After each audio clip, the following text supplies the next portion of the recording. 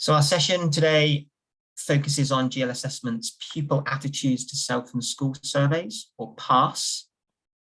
PASS is a tool that helps take the guesswork out of understanding what makes some students tick. In the equivalent of a form period, which is the time of day when I used to administer PASS myself in schools, significant volumes of data can be gleaned to provide insights into valuable aspects of student well-being and of school climate culture by way of short, multiple choice surveys that are age appropriate. Unlike other psychometric surveys, PASS breaks down students' responses according to 9 different factors, including those relating to the context of the setting, factors focused on students' learning, those relating to the learner's feelings about self, and how engaged the individual is at school. Where identifying potentially vulnerable learners is concerned, PASS has become a go-to tool for so many schools across the independent sector, with a range of reports to support at whole school level, group level, and also individual student level. And it also comes with our online PASS interventions tool, which now includes in excess of 70 ready-made interventions ready for schools to employ.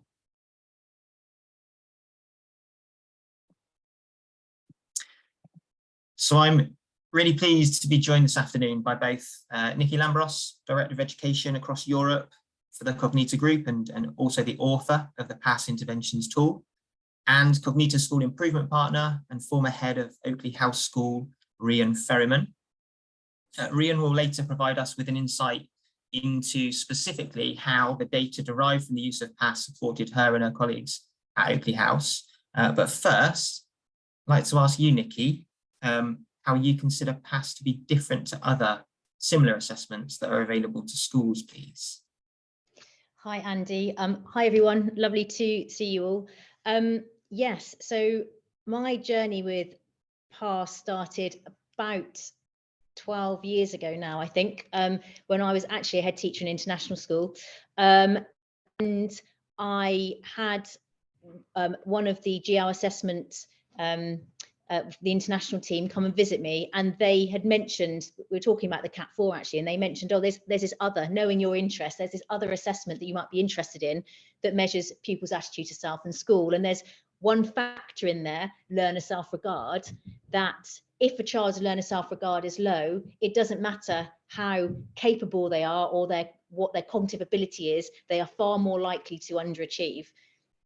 And I sat and thought about that for a little bit and thought, well, that's really interesting. What's the research behind that? And that's really started my journey at looking at PASS and really thinking this, if we really want our young people to be successful, this should sit at the centre of the assessment, the assessments we use in schools, because if we don't get this right, nothing else can be right for our young people.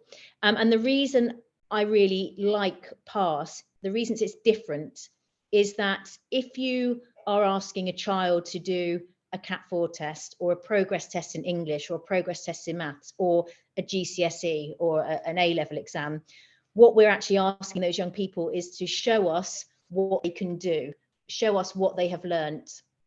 And it's our way of saying, okay, you are sit in this day 9, or you have this standardized age score, or you have this grade. PASS is different because it's actually asking our young people to assess how good we are at creating the culture and climate in our school that enables young people to flourish. So it's different to other assessments. It often gets wrapped up saying it's a well-being assessment, and it is, because if you get the factors of PASS right in your school, young people will have much better, more positive well-being. But it doesn't directly measure well-being. It measures the factors that put together create really positive cultures and climates in our schools for young people to flourish, to thrive. So that's why it's different, really. It's not directly measuring a young person's well-being. It's measuring those things that would significantly impact their well-being, and as a result, then their academic or their achievements in school. Yeah.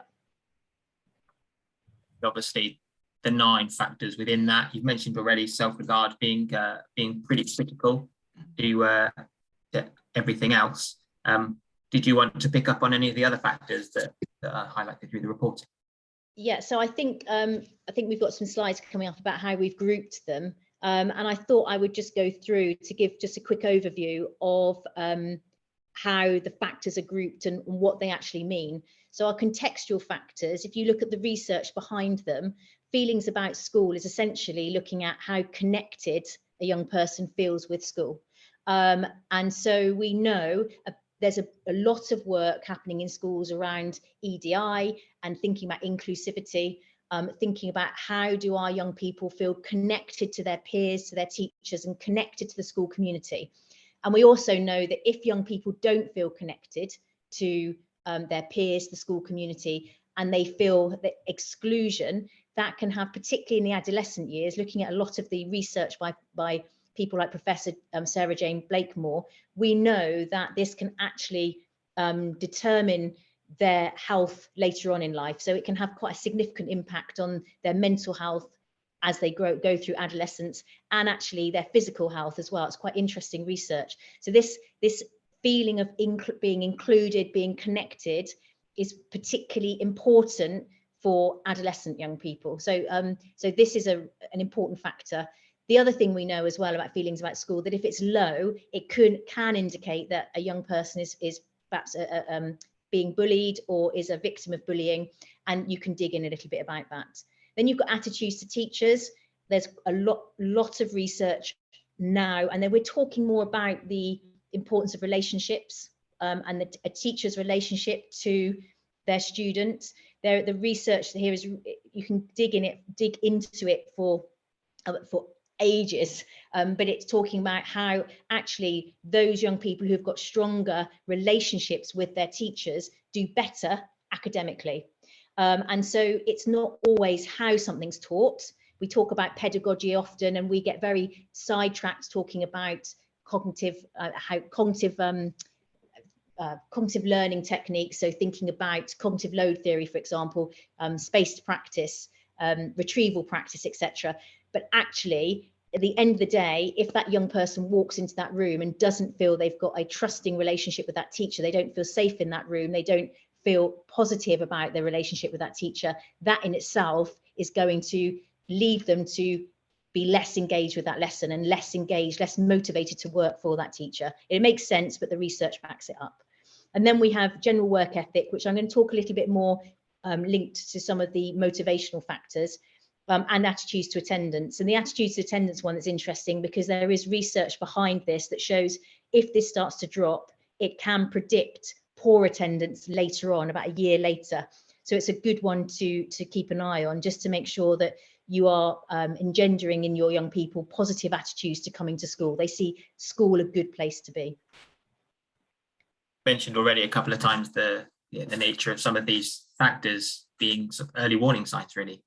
Yeah, absolutely. So I think and these are the ones that they are very environmental, very contextual, but they do have quite a significant impact on how a young person feels and how engaged they are with their learning. And then we move on to the learning focus factors, and this learner self-regard. I'm going to start with this one, number 3, because this is the one that really got me into PASS in the first instance. This is really, basically it sits with the research around self-efficacy. So if you go back to the 1970s, there was a significant amount of research that started to come out from looking at the impact of self-efficacy on young people and their academic outcomes. And the research that was started there actually then became part of the work that Carol Dweck did. So her work on growth mindset came from that. If you're familiar with Martin Seligman's work on positive education, all of that came from Albert Bandura's original work on self-efficacy and the impact that has on young people and their academic outcomes. And what this research says is if a young person doesn't feel efficacious, if they don't feel that they can achieve the goals that have been set for them academically, and if they don't feel that they have got the learning tools to be successful, doesn't matter how able they are, they are much more likely to underachieve. But on top of that, they are also much more likely to have lower career aspirations, and they are much more likely to suffer from mental health issues. So this self-efficacy is a really important factor for us to start measuring in schools. And we, in the way we speak to young people, in the language we use in the classroom, the non-verbal messages we give, the things that we celebrate, for example, can have a significant impact on self-efficacy. So young people will that self-efficacy is impacted by vicarious experiences. So seeing others being successful doing something and think, oh, I could do that then. By mastery experiences, so being successful in something they thought they wouldn't be so good at.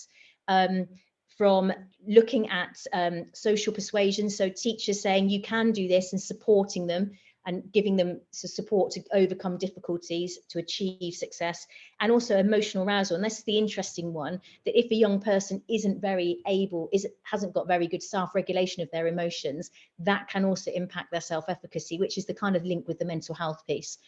So we really need to start thinking about this in a more focused manner in our schools. So we're purposely thinking about how are we building a robust self-efficacy in our young people.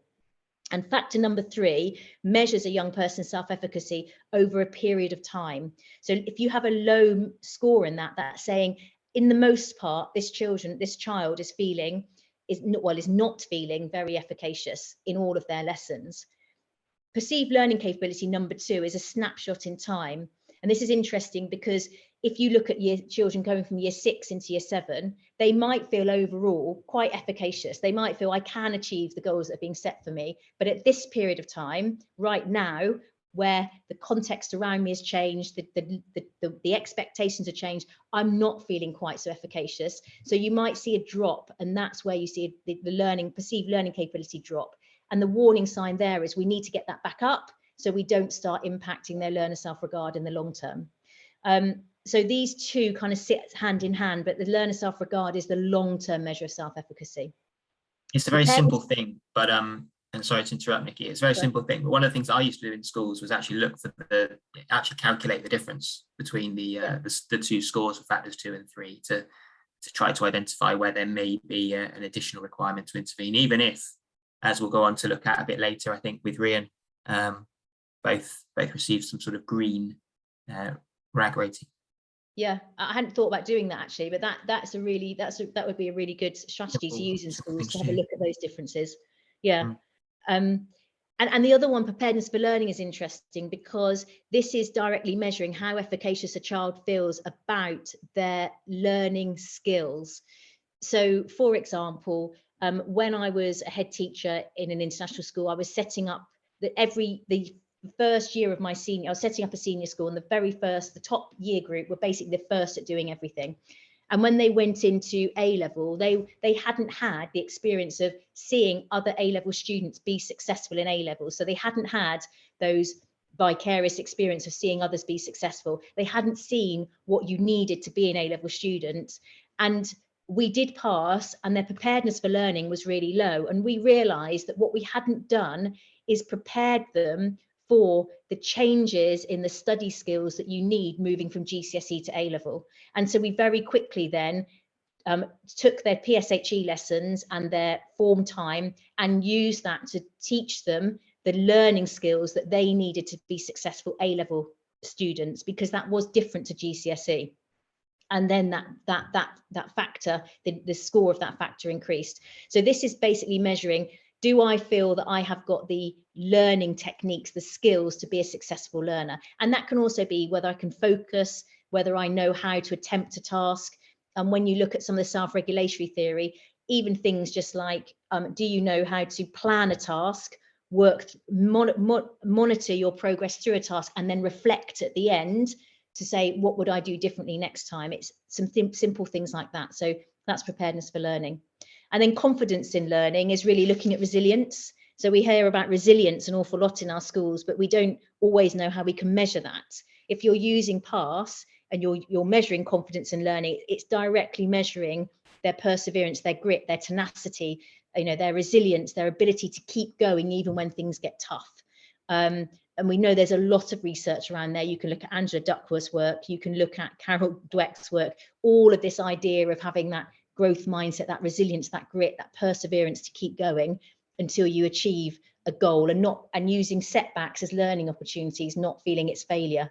So that's why it's linked in self-efficacy. And then the final one, number 9, response to curriculum demands. This is essentially whether a child feels engaged with your curriculum, motivated by your curriculum.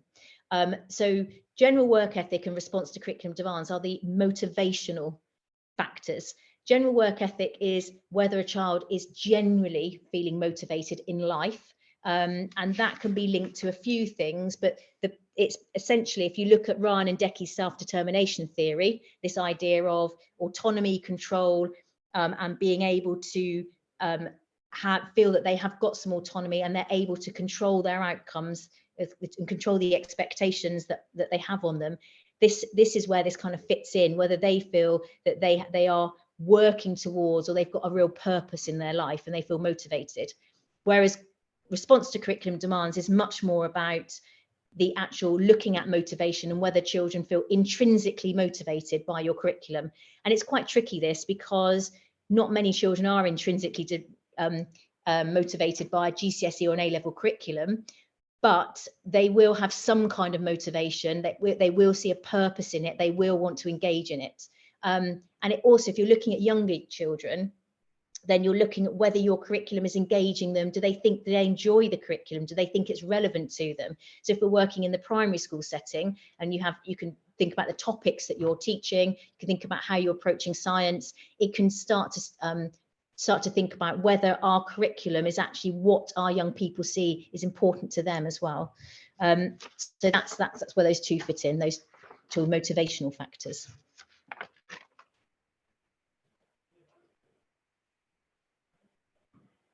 Then move on to self-perceived academic competence. Yeah, so I think I've talked about these. These are basically the ones that link with academic success, feeling confident in your learning. So we go back to the self-efficacy, perceived learning capability, self-regard, and then the resilience factors.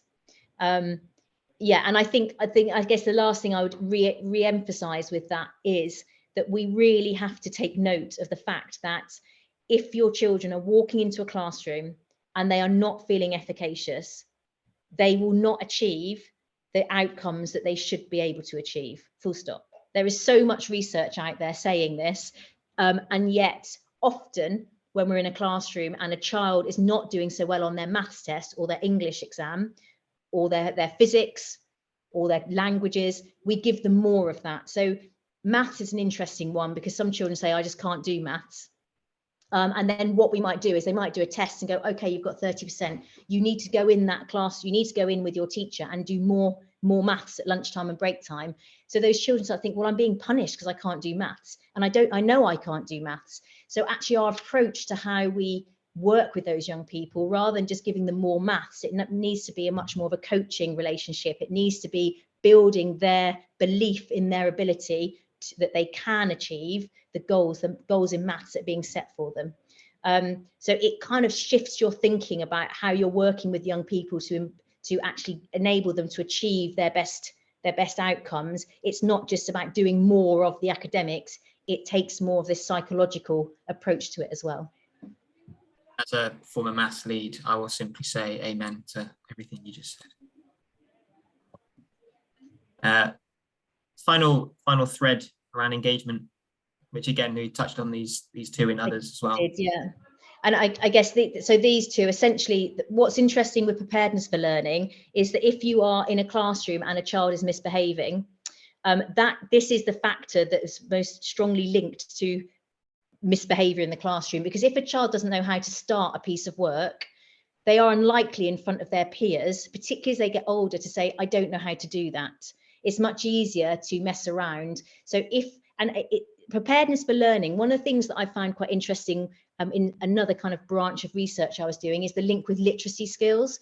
So when you go through primary school, there's a big focus on literacy skills. So we will talk about reading ages, we think about comprehension, we're talking about writing skills. And then when you go into senior school, teachers often become teachers of their subjects. And it's only when you're working perhaps in an international setting where you've got many children who have got English as additional language that you really think about literacy. And I found myself in this position where I was thinking, right, actually, all of our teachers need to teach learning skills and literacy skills, because that is how we teach. We teach through good literacy. And there's a significant amount of research out there to show that if a child comes into senior school or top end of primary school and their literacy skills are low, they unless we put in we really teach them literacy for that subject area they're learning, the gap gets bigger and bigger, and this impacts their self-efficacy.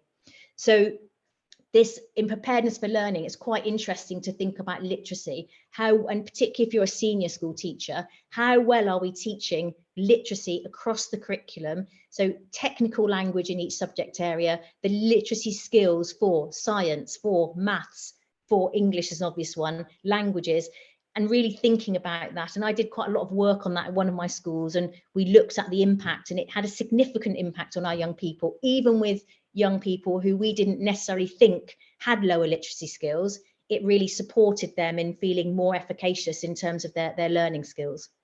And this speaks a little bit to that triangulation. I know that the Assessment Insights team would talk a lot around the power of the verbal reasoning battery where Cat 4 is concerned, and how significant that result is across the curriculum. And yeah, massive.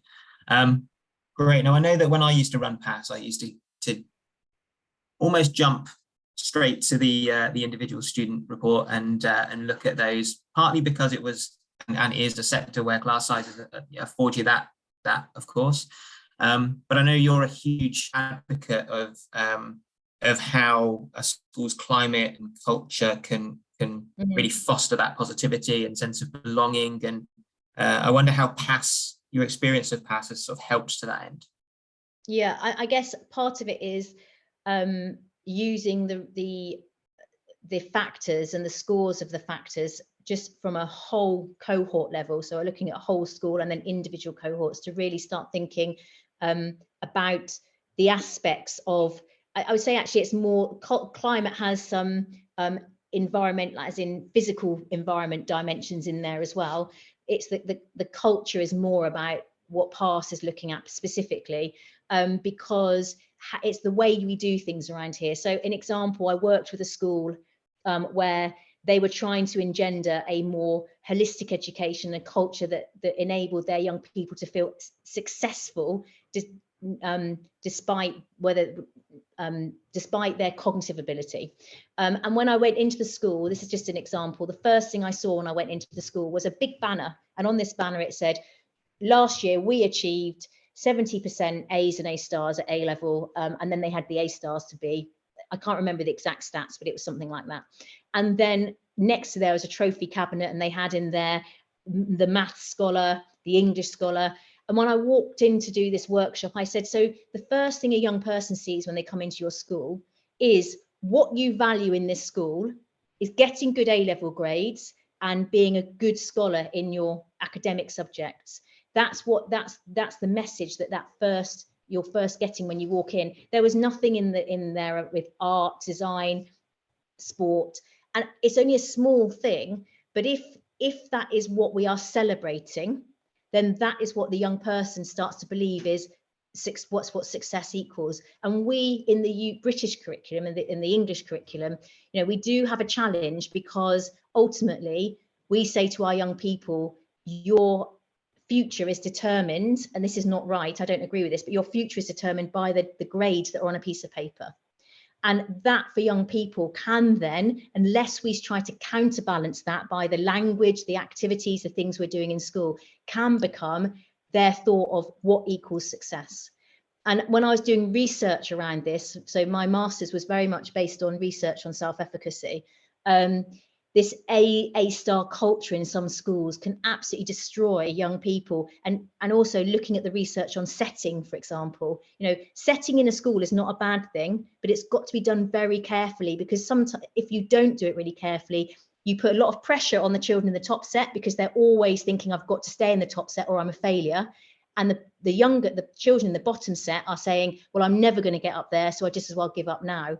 And that is the worst it can be. It doesn't have to be. It can be very positive for young people, but the language, how we position it, how we use those, how we set, how we work with young people, it really impacts then the culture of the school. So it's a really important thing to think about, and PASS can start to unpick some of those things and help to give you some ideas on, actually, we could do this differently, or we could do that differently to have a more positive culture. What I'm hearing, and you've I think answered this next question pretty thoroughly already, but what I'm sort of picking up here is that actually it's almost a case of trusting the process. Yeah, you can have all the pedagogy you like, and yet if you don't foster those really meaningful relationships with your students and the student-teacher relationship there, foster that self-efficacy, grow that individual self-esteem, then actually they're never going to realize those high grades. And I suppose that's potentially what I'm sort of picking out of what you're saying in terms of the importance of this. Completely, but for me it's more than that as well, because we know now, looking at education and what education's for, it's not just about grades. We know that young people, to be really successful, need the soft skills, they need the confidence, they need the ability to present confidently, they need to be able to collaborate, they need to be able to communicate effectively, that, you know, all of these soft skills that the creativity. If you think about Maslow's hierarchy, you've got self-actualization at the top, which is creativity. If a child isn't feeling efficacious, which is their psychological needs, in the middle, they're never going to be their most creative selves. And yet we know that's what we need for the future of our young people. We need them to feel creative, to feel confident. So it's also about just enabling them to go into the world with those skills that will set them up for being able to thrive in the world, to flourish, to be able to contribute to society in a very positive way. So it's that, but then also we know there's a mental health issue in our schools. I think if I speak to any educator, they talk about the pressure exams put on our older students. And a lot of that comes because they're feeling, I can't achieve, or I'm not going to achieve. And then, you know, our exam system, just by the virtue of how exams are graded, a third of our young people are set up to fail from the outset. And so their self-efficacy is bashed if we're not giving them other things to feel efficacious with, other reasons for, or them saying, actually, I'm good at this or good at that. So, you know, it's linked to how, I guess it's also softly linked to a self-esteem, but it is so important because it affects mental health, it affects physical well-being as an offshoot of that, it affects career aspirations, it affects academic outcomes, but you know, it's much bigger than that. It affects a child's mindset, how they feel about themselves, how optimistic they are about life. So, you know, I just feel that we ignore this, I guess, to our peril. And I do think that if schools, I feel quite passionately about this, but I think if schools really did start focusing on this and put this at the centre of what they were doing, we would start to have some impact on some of the mental health issues, the anxiety issues that we're seeing in our older students at school. Well, thank you for the moment, and to those people, both school-based and I know we've got some GL colleagues as well on the call. If there are any further questions, do keep sending them through. We'll return to those at the end. Thank you for those that are already there. Rhian, if I come to you, I know you've got first-hand experience of this, and so perhaps now would be a good time for you to share your experiences of using the PASS surveys in school. Yeah, thank you, Andy. I'm actually listening to Nikki and thinking, oh, yes, I think I can, you know, much of what she said in theory, I can relate to in practice. So in Oakley, we used the PASS survey for about 7 or 8 years. So it was a well-established part of our assessment programme. And for us, it was the bit that completed the picture. So, you know, you'd have your attainment data and your potential data using CAPS, but PASS was the bit that filled in the last important bit of the puzzle about our pupils. So we would give all the pupils the PASS assessment at the beginning of each academic year, usually not until the end of September or the beginning of October, to allow for those new relationships to be well established before they completed the survey. It would allow the teachers to establish their class routines for the children to feel comfortable. We know that often when children return after the summer holiday, they've had this sort of detachment from their friends and from school. So we wanted to make sure that they were comfortable and had re-established those relationships before completing the survey. And then we would use the outcomes to give us insight into pupils' motivation levels, their attitude to school, engagement in their learning, and helped us to identify any potential barriers or issues around confidence or resilience. And then from these results, we would take some action, put in some intervention at school, department, class, and individual level. So looking at it on all levels. And then, you know, sometimes we would retest the children in the summer term, if we had children of focus, but more often than not, you know, doing it annually gave us that ongoing picture. So we didn't often feel the need to do that. So before I show you some of the examples of what we did with the data, I just wanted to give you some school context, because I thought it'd be important to put it into context. So Oakley was always a school that prided itself on the relationship that it established between the pupils, between the staff and pupils, between the staff and the school and home. And we always considered that we knew our pupils really well. But we were also, and I'm sure lots of schools would say the same, but we were also aware that we had some students who just never quite achieved what we thought they should. And we're also aware that there are those children who, you know, have this very confident persona who actually are masking or shielding something that lies underneath. We had done a sort of review of learning characteristics of the pupils in school, and we had identified that lots of several of the children were reluctant to fail, reluctant to get things wrong, that they would rely heavily on teacher input. They quite like the whole spoon feeding thing. They wouldn't really start anything if they didn't think they were going to be able to complete a task. And we wanted the children to better understand themselves as learners, what sort of characteristics they needed to make themselves good learners. And so we introduced this whole growth mindset project. So Vicky talking about Carol Dweck, we did lots of work on that. So we talked to the children about resilience, about the language of yet. So not being able to do something now, but with hard work and perseverance, you can get there. And we had lots of programs that we implemented in schools. So assembly programs, things we delivered in the classroom through PSHE, strategies, you know, little rhymes and strategies that we would give the children that they had to use before going to the teacher. We amended the way that we mark the book, so focusing on the progress that they'd made and looking at the next steps, things that there were to come, so that they understood it was always a journey.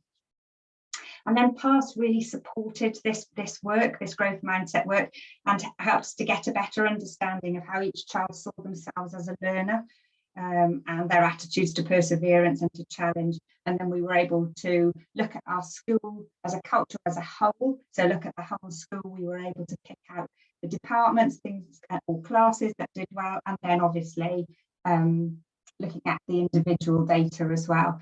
And that whole school approach continues. So the things that we had a program of things that we would introduce through assemblies, and those still run. We would have sort of whole school challenges. The way, as I said, the way that we mark, the language that we used continues now. And so we can use, every time the data comes out, we can look at that, look at the children's feelings about school, look at the overall data, and take a view on where we need to go next as a school. And then obviously the teachers would look at the results, and we would draw up some things for cohorts, for classes, and for individuals. So please keep it the first slide up. Thank you, and it's brilliant. So I just wanted to show you this cohort. So this cohort would have been, these are just some really general observations that I was going to share with you. So this cohort would be a cohort of focus for us. So as I said, we kind of use it as a RAG rating. Far too many oranges and yellows and in this class for my liking. So we would focus on a cohort like this. This would have been a cohort of focus for us. And when we look at their percentile scores from here, which is on the next one, we can see that their perceived learning capability and their confidence in learning dips right down. So this teacher would have been tasked with developing a whole class approach. So really working hard to establish those positive relationships at the beginning of the year, getting to know the children individually, to understand their interests, to be able to celebrate their successes, whatever they were, in the classroom, in the swimming pool, on the football field, whatever it was, finding opportunities for them to take the lead, whether that was you know, being a form captain, or being the library monitor, or whatever it was, things that would help to encourage that confidence in learning. We would be listening when we went in to do lesson walks. We would listen to the language that was used to make sure that we used lots of praise, as well as focusing on the next steps. And looking for opportunities, you know, making sure that the lessons were well planned so that they had the right level of challenge for pupils of all abilities across the class. And that would have been something that would have been done at a cohort, at a class level. And then we would also have looked at individual data. And on the next slide, then I just picked out for you the same graph the following year. So you can see the perceived learning capability and the confidence in learning the following year was significantly higher. Yeah, wow. But I'd like to think that it was, you know, it was through those actions, and certainly the children change, don't they, over the course of the year as well. But obviously some of the actions that class teacher had worked on with that cohort had made a significant difference. And I'm struck also by the percentages just above that as well. The percentages essentially being the raw positivity, if you like, and say that as a comparison, that's increased markedly in those. Yeah. And the next one I just put in the next slide is just gender. So in this year group, obviously we've identified that perhaps unusually for us, the girls had lower scores than the boys. I would say in general, we would have found that the girls had a much reported to be much more positive, or seemed to be much more positive than the boys. But in this cohort, it was the girls. So again, this would have been a group that we would focus on their, you know, their attitudes. We've got attitudes. Is that in towards teachers and attendance in there, and so they would have been things that we would have worked on. So you know, you can look at the data, and you put this in to show, you know, you can pick out data as you can with all assessments. So you know, look at it from a gender point of view, as you can with SEN and EAL and all the rest, and all the other variables that you might like to look at. Linking back to Nikki's comments earlier on, there's lots of environmental factors there that actually there's a thread potentially that you could work on. That's great. Yeah. Next one. Yes, please. So when the teachers complete their assessment, they would do an assessment analysis, and they would include an analysis of, you know, they would include PASS as part of the discussions when they came to talk to us as an SLT or to the assessment team. And we would always review the profiles for those children with SEN. We would expect to see some challenge for those pupils, but as I said at the beginning, perhaps of interest to us were those children who perhaps whose scores would suggest that they would achieve at a higher level than they were, and they would, you know, it might be that their scores in PASS would give us some insight into that. And children who on the surface seem to be doing really well, but perhaps whose scores across each of the areas were lower than we would have expected, and it might indicate to us that there was something going on for that child that we weren't aware of, and that we would then need to put some intervention.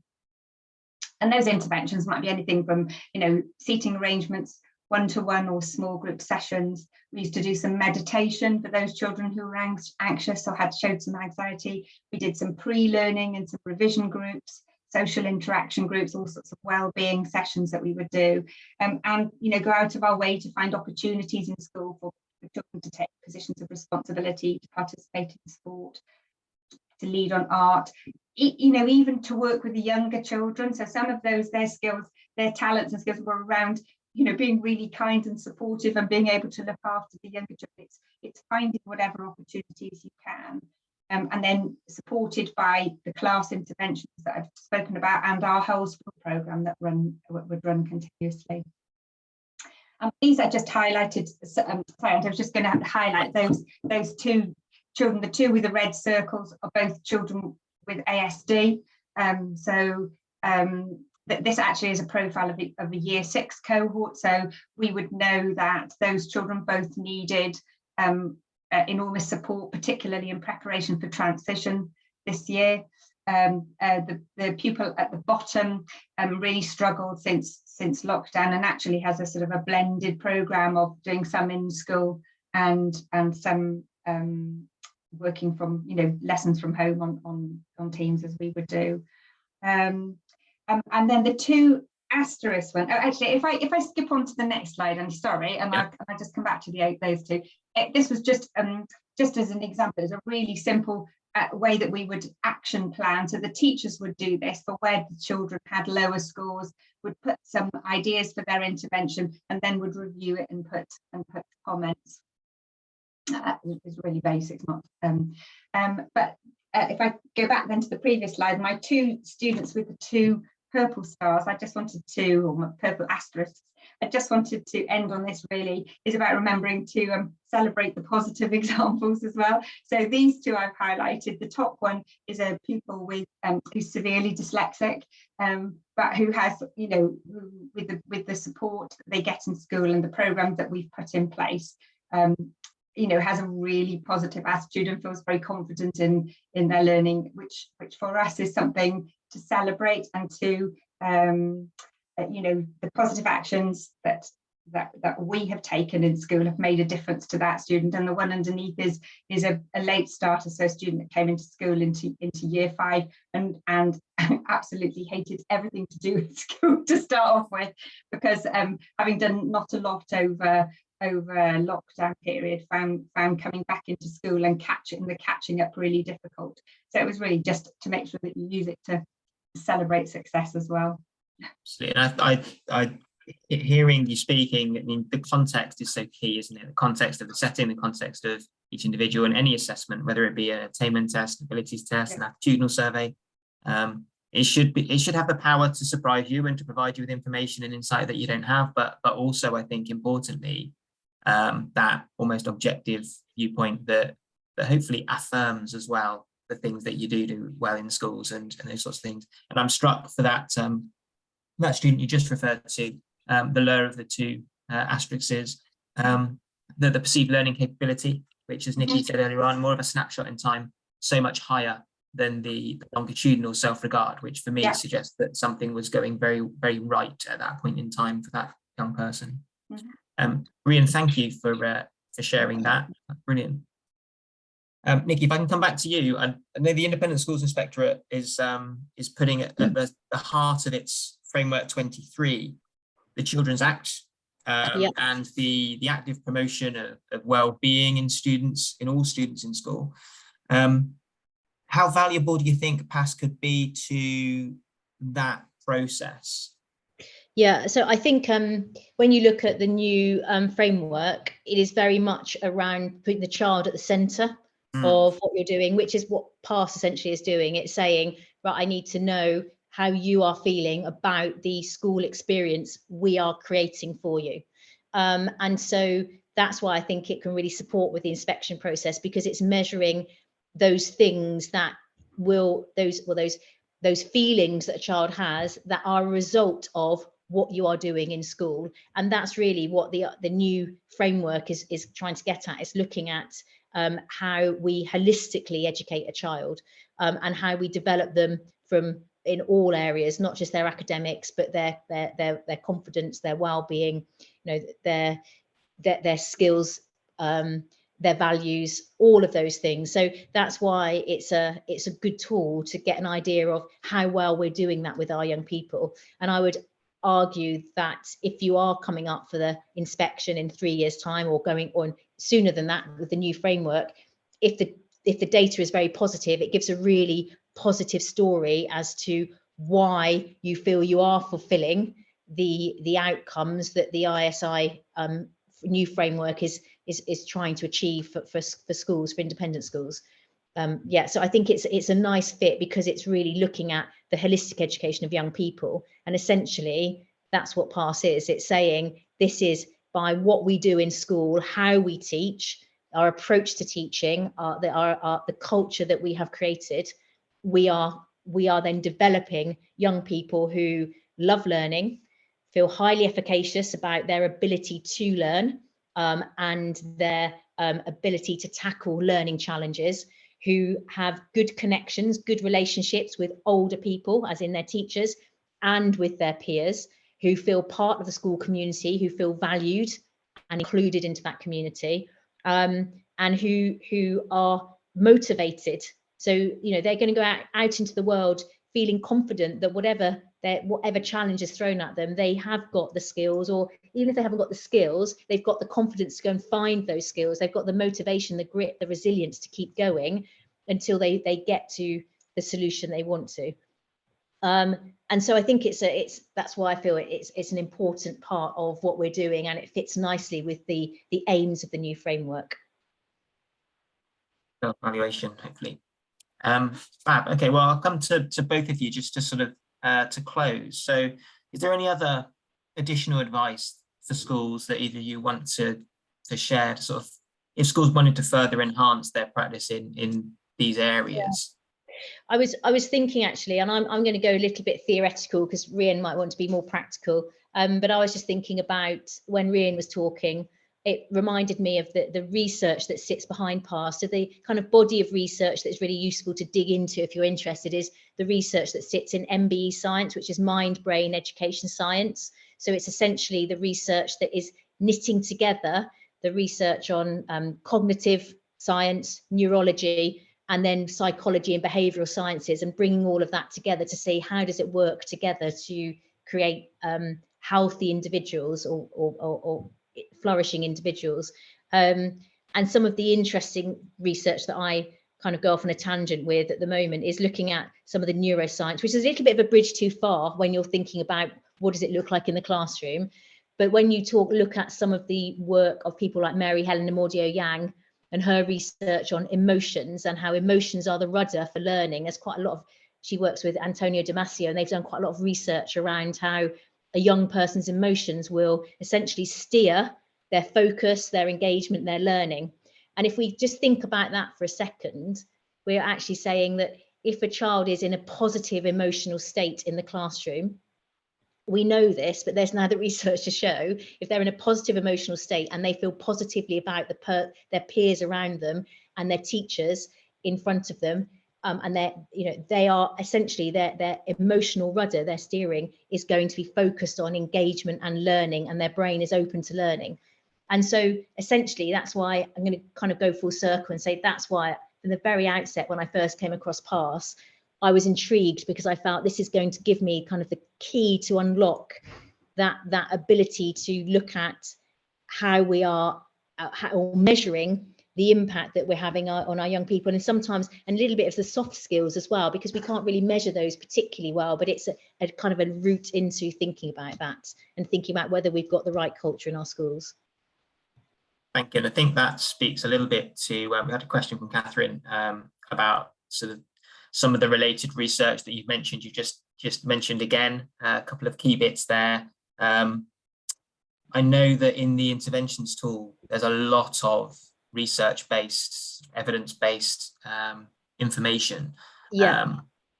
That would be presumably when schools are looking at their data, they may be able to identify certain trends in their data or something for individuals. That's going to be as good a source of information as any. Yeah, so when I wrote the interventions and I was thinking about how to structure it,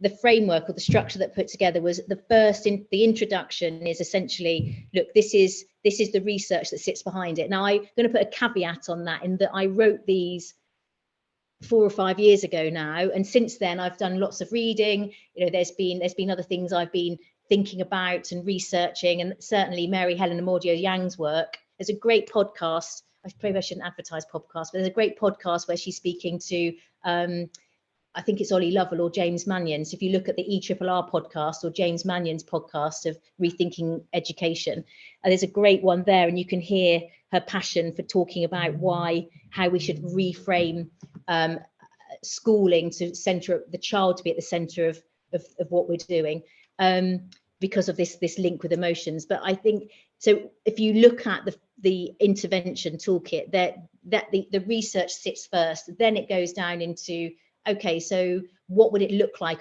in a student? So what would the student be feeling on the inside? What would they be exhibiting on the outside?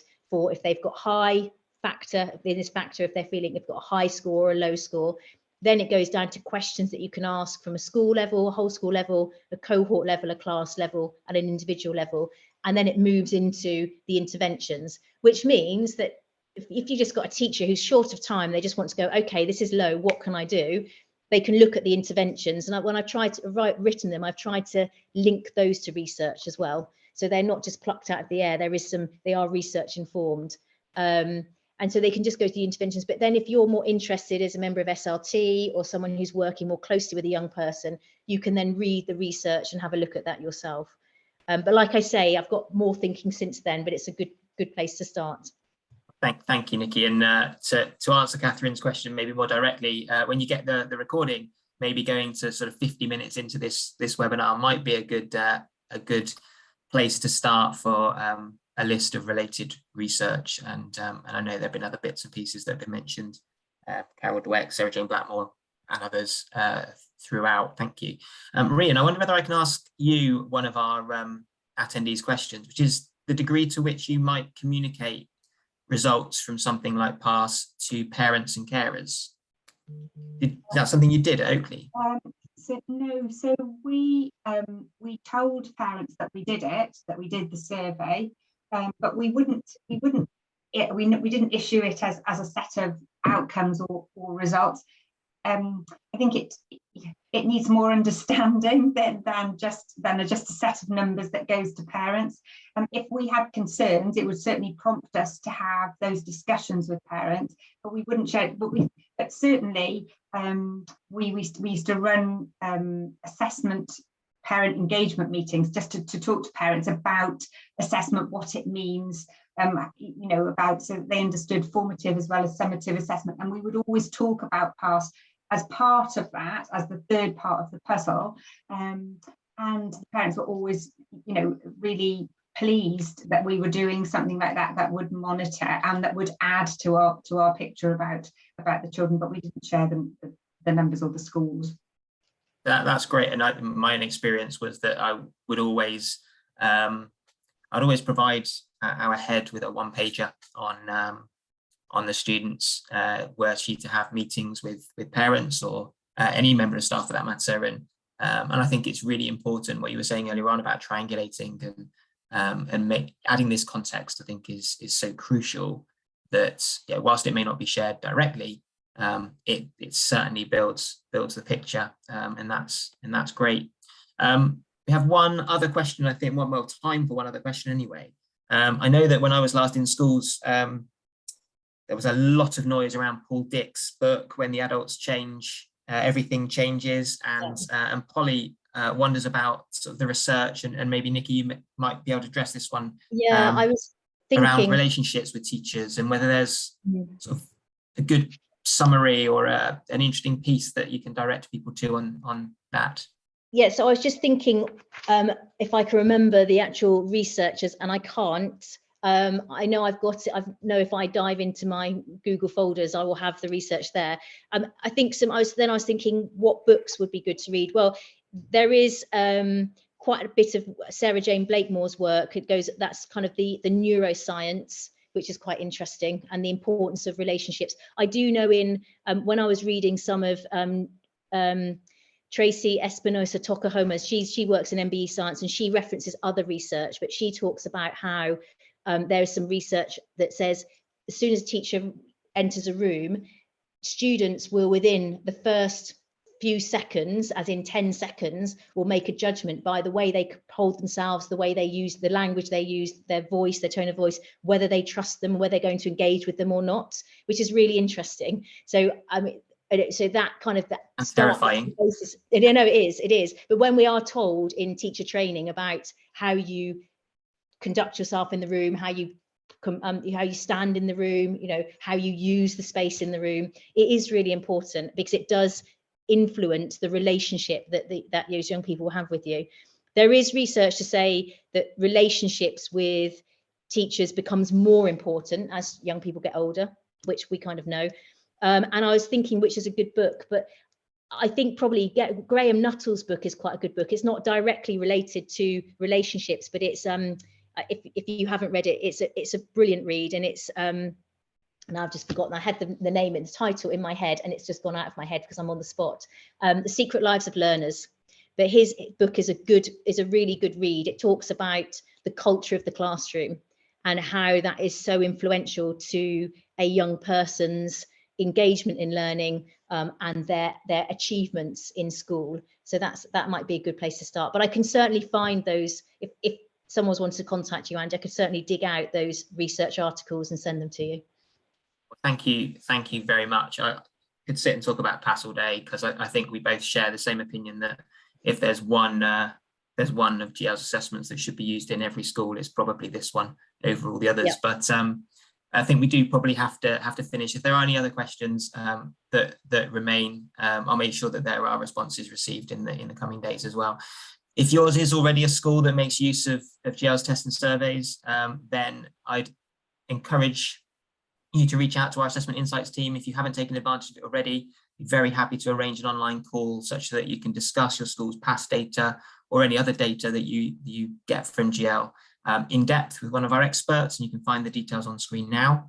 If there are any other assessments that you don't use, that you want to learn more about, please do contact me directly. I'll be very happy to have that conversation.